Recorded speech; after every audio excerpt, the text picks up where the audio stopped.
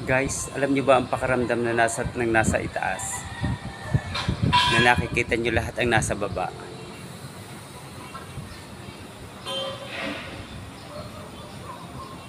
Masarap pala talaga ang feeling na ikaw ang nasa taas.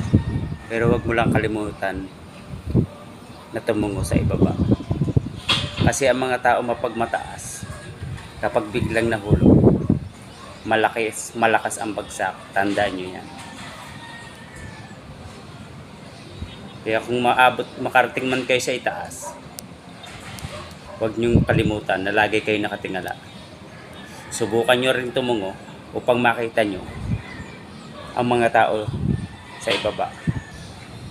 Kasi kapag kinalimutan nyo ang mga tao sa ibaba, kapag bigla kang bumagsak, walang sasalo sa'yo. Tandaan nyo yan.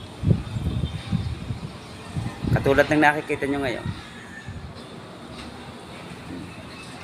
Nakikita nyo ngayon at nakikita ko ngayon kasi ako yung nasa sa taas. Pero hindi ako nakakalimot na tumingin sa lapag.